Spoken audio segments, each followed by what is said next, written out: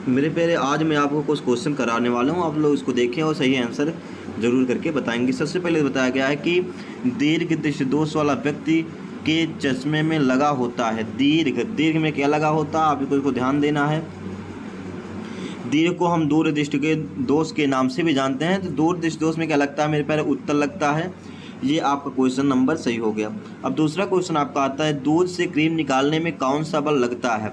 तो मेरे प्यारे फटाफट आप लोग कमेंट कर बताएं कि दूध से क्रीम निकालने में कौन सा बल लगता है।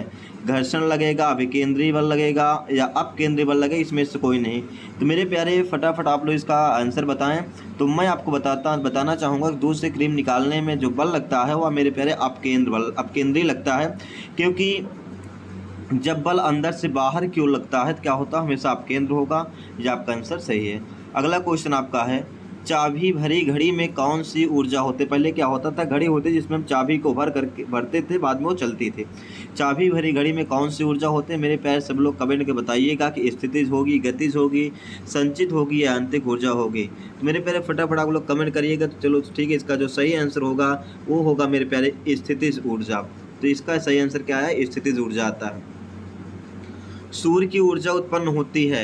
मेरे प्यारे इस क्वेश्चन का आंसर आप लोग बताइए, बहुत ही इंपॉर्टेंट क्वेश्चन है कि सूर्य की जो ऊर्जा होती है वह कैसे उत्पन्न होती है। ऑक्सीकरण द्वारा उत्पन्न होगी, नाभिकीय विखंडन द्वारा उत्पन्न होगी, आयनन द्वारा उत्पन्न होगी या नाभिकीय संलयन द्वारा उत्पन्न होती है।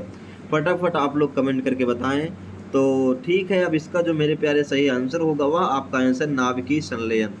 नाभिकीय संलयन के द्वारा सूर्य की ऊर्जा उत्पन्न होती है। अगला को क्वेश्चन है, वायुमंडल, यहाँ पर वायुमंडल होगा। वायुमंडल में बादलों के तैरने का क्या कारण है, यानी कि जो आपके वायुमंडल में बादल होते तैरते रहते हैं, इसका क्या रीजन है, आप लोग कमेंट करके बताइएगा। ऑप्शन है दाब, घनत्व, ताप और वेग। तो मेरे प्यारे फटाफट आप लोग इसका आंसर बताएंगे। चलो ठीक है, तो इसका जो आंसर होगा फाइनली वह होगा मेरे प्यारे घनत्व।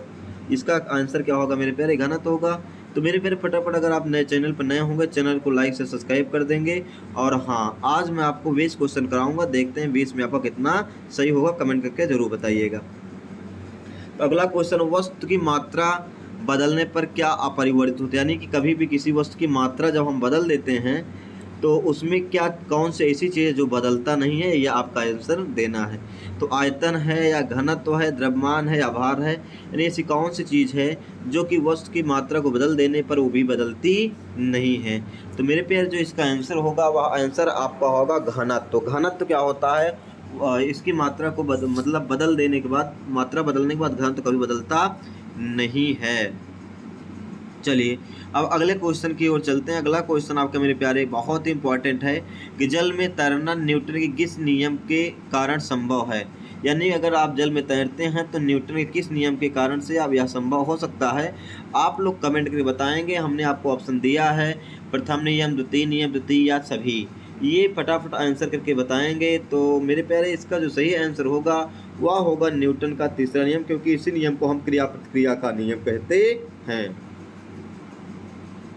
अब 8वां क्वेश्चन आपका, निम्न से कौन से सदिश राशि नहीं है, यानी कौन से इसमें सदिश राशि नहीं है, इसको आपको बताना है। ऑप्शन दिया गया है वेग, आयतन, विस्थापन व वेग। मेरे प्यारे मैंने आपको एक ट्रिक भी बताया था कि अगर किसी भी राशि में वाह या वाह होता तो ज़्यादातर राशियाँ क्या होती हैं आपकी सदिश होती है। तो यहाँ पर वेग में वाह है तो ये सदिश हो गई। आयतन, यहाँ विस्थापन में वाह है तो ये भी आपकी सदिश है। बल में वाह है तो ये भी सदिश है।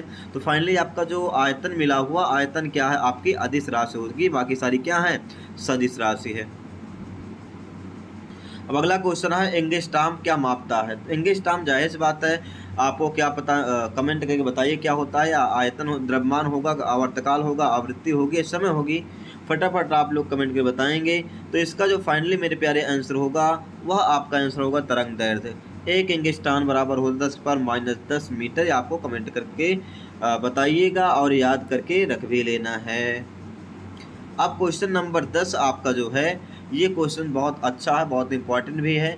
किस वैज्ञानिक सप्तम बर्फ के दो टुकड़ों को आपस में घिसकर पिघला दिया था, यानी कि इन्होंने क्या किया था, बर्फ के दो छोटे छोटे टुकड़े लिए थे और दोनों टुकड़ों को आपस में रगड़े थे और रगड़ने से बर्फ क्या हो गई, पिघल गई थी। तो इसको कौन से वैज्ञानिक ने बताया था, सेल्सियस ने बताया था, जूल ने बताया, डेवी ने बताया था, या इसमें से कोई नहीं। मेरे प्यारे जो इसका फाइनली आंसर होगा वह होगा डेवी। इसको किसने दिया था? डेवी ने दिया था। और अगला क्वेश्चन जो है आपका 750 नैनोमीटर एंगस्ट्रॉम वाली एक प्रकाश किरण 1.5 अपवर्तनांक कांच में प्रवेश करती है। कांच में इस किरण का तरंग दैर्ध्य क्या होगा?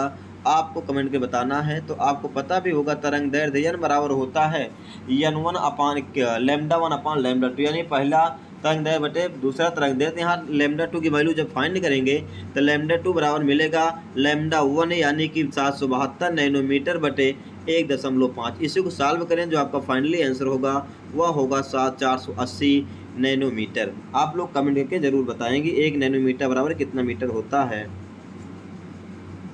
अब अगला क्वेश्चन आपका है, किसी मनुष्य के शरीर का सामान्य तापक्रम होता है डिग्री सेल्सियस की अगर बात करेंगे तो आपका 37 समथिंग, बाकी फ़ारेनहाइट में अगर दिया है तो 98 फ़ारेनहाइट होता है। तो यहाँ पर डिग्री सेल्सियस दिया गया है। तो आप लोग कमेंट को बताइए कि आपका ये सही ऑप्शन है गलत है, कमेंट में ज़रूर करके बताएंगे। बाकी 98 फ़ारेनहाइट होता है, इसमें डिग्री सेल्सियस लिखा गया है, आप लोग इसको समझ लेना। क्वेश्चन नंबर 13, ऊष्मा का सबसे अच्छा चालक। ये मेरे प्यारे क्वेश्चन बहुत इंपॉर्टेंट है, बहुत बार बहुत सारे एग्जामों में पूछा भी गया है। आप लोग इसको कमेंट करके जरूर बताएंगे ऊष्मा का सबसे अच्छा चालक क्या होता है। तो बताएंगे कमेंट में। आपका ऑप्शन दिया गया चांदी, सोना, तांबा, एल्यूमिनियम। तो इसका जो फाइनल आंसर होना चाहिए वो मेरे प्यारे आपको क्या होगा? चांदी होगा। तो आपका ये आंसर सही है। सबसे अच्छा चालक क्या होता है मेरे प्यारे? चांदी होता है। निम्नलिखित में किसकी ऊष्मा धारिता अधिक होती है? ये भी क्वेश्चन बहुत बेहतरीन है। ऑप्शन आपको दिया गया बेंजीन, जल, स्वर्ण का टुकड़ा यानी कि सोने का टुकड़ा और लोहे का टुकड़ा। तो मेरे प्यारे जो इसका फाइनली आंसर होगा वो होगा क्या? जल होगा। तो यही आपका क्या होगा? आंसर होगा। यही आपका क्वेश्चन का आंसर है। तो अगला क्वेश्चन नंबर 15 है, निम्नलिखित में किसके द्वारा अधिक ज्वालक पैदा होता है? वाह, बहुत सुंदर क्वेश्चन है। मतलब किसके द्वारा सर्वाधिक ज्वालक पैदा होता है? भाप होगा, गर्म हवा होगा, सूर्य की किरणें होंगी, ये सभी होंगी। मेरे प्यारे फटाफट इसका आंसर बताइएगा। और जो इसका फाइनली आंसर होना है वह आपका मेरे प्यारे होता है क्या? आप लोग कमेंट के बताइएगा। तो भाप क्या होगा मेरे प्यारे? भाप होता है। क्वेश्चन नंबर 16, निम्नलिखित में किसमें सर्वोच्च विशिष्ट ऊष्मा का मान हो? सर्वाधिक विशिष्ट ऊष्मा का मान किसमें होता है? आप लोग कमेंट करके बताएंगे। तांबे में होगा, शीशे में होगा, जल में होगा या कांच में होगा? तो मेरे प्यारे जो फाइनली इसका आंसर होगा वह क्या होता है? जल होता है। ऑप्शन नंबर तीसरा सही है। क्वेश्चन नंबर 17, ऊष्मा का सबसे अच्छा चालक। अभी आपको जैसे इसके पहले भी क्वेश्चन इस टाइप के मिले थे। ऊष्मा का जो सबसे अच्छा चालक होता है मेरे प्यारे, उसको याद कर लेना, वो होता है आपका चांदी। 18 नंबर क्वेश्चन है, देखते हैं इसमें क्या होता है कि आणविक संगठन के द्वारा ऊष्मा का संप्रेषण क्या कहलाता है? ऊष्मा का संप्रेषण क्या कहलाता है ये आपको यहाँ पर बताना है। संवहन होगा, विकिरण होगा, चालन होगा या प्रकीर्णन होगा? मेरे प्यारे जो इसका आंसर होना चाहिए वो वह होगा संवहन होगा। ये आपका थोड़ा सा मिस्टेक हो गया। क्या होगा मेरे प्यारे? संवहन होगा। इसका राइट आंसर क्या होगा? संवहन होगा। याद करके रख लेना है आपको। निम्नलिखित में कौन सा ऊष्मा का बहुत अच्छा चालक है? ये तो आपको पता होना चाहिए मेरे प्यारे। ये आपका ऑप्शन जो होगा ये आपका होगा पारा। और अब आपका पहुंचते हैं क्वेश्चन नंबर 20 में कि ठोस से द्रव में पदार्थ की अवस्था परिवर्तन को क्या कहते हैं? वाष्पन या गलन या क्वथन या इसमें से कोई नहीं? तो मेरे प्यारे जो इसका राइट आंसर होगा वह होता है क्या? गलन। क्या होगा मेरे प्यारे? गलन। ये आपके सारे क्वेश्चन हैं और आप लोग मेरे प्यारे सभी क्वेश्चन कर लीजिए। देखिए एक क्वेश्चन मिस्टेक से आपका 2 से टिक हो गया तो इसलिए आपका 19 आया। बाकी आई होप, मुझे आशा है कि आपको ये क्वेश्चन सब समझ में आए होंगे। आप लोग इसको नोट से ज़रूर बनाते रहिएगा। जय हिंद, जय भारत।